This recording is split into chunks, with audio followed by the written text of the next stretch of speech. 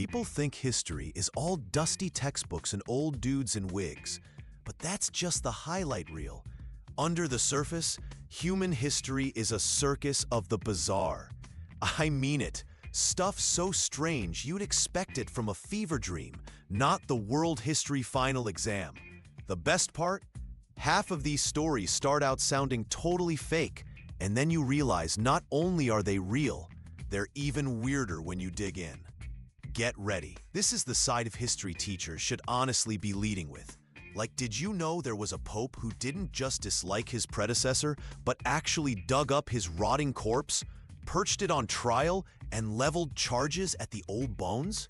Full show, cured and all. The Cadaver Synod of 897. So much medieval Italian drama. All that's missing is the pasta and a reality TV crew. But don't go thinking only Europe cornered the weirdness market. Jump over to South America a few centuries earlier. The Inca used quipus, knotted strings, to record numbers and events. Here's the twist. Modern code breakers still can't read all of them. It's like the original lost password frustration, except instead of your email, it's the secrets of an entire empire. And then there's Russia, who once tried to recruit a psychic army. In the 1970s, Soviet scientists spent serious rubles training people to move objects with their minds. Spoiler, it did not give us Jedi Russians, but it produced enough wild lab notes that declassified CIA files read kind of like X-Files fanfiction. Speaking of CIA, those guys once plotted to slip Fidel Castro some thallium-laced hair cream to make his beard fall out so Cuban citizens would lose respect for him. Honest to God, that got past the drawing board. Now, still feeling confident in rational world leaders? Here's a palate cleanser. In the year 1518, a town in France witnessed a dancing plague. Dozens of people literally could not stop dancing until they collapsed from exhaustion. No one's totally sure what caused it. Some blame ergot poisoning, basically moldy bread LSD. Others think mass psychosis. Either way, not the kind of viral dance challenge you want showing up on your timeline. And who's got my roosters in this?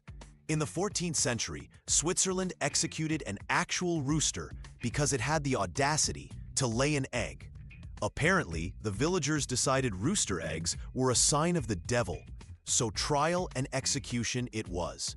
Order in the court, cluck if you're guilty. I swear you can't make this up. Quick checkpoint.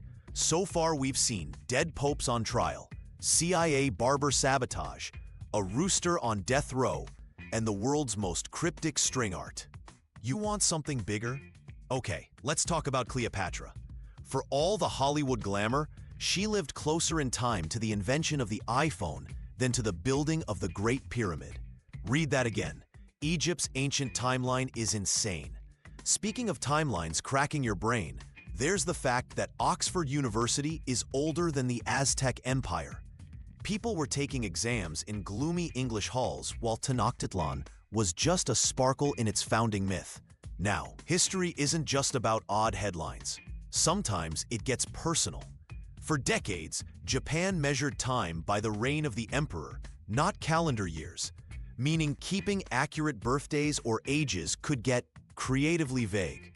And then in China, Emperor Qin Shi Huang was so death-obsessed that he drank mercury, trying to live forever.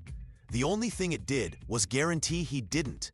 Mercury, great for batteries, terrible for regal immortality. If you're into seeing how tiny brain-bending moments topple bigger stories, tap subscribe so you never miss the next domino.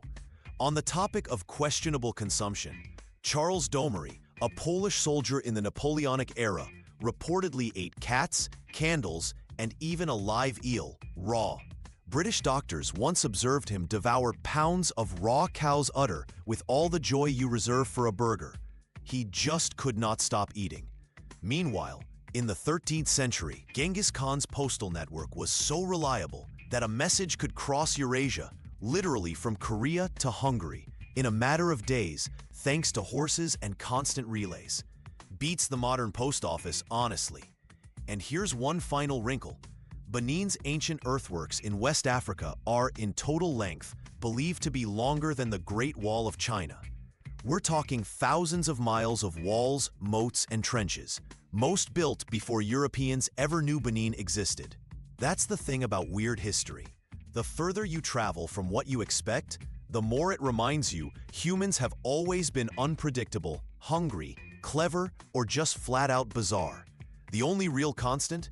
Someday, people will probably say the same about us.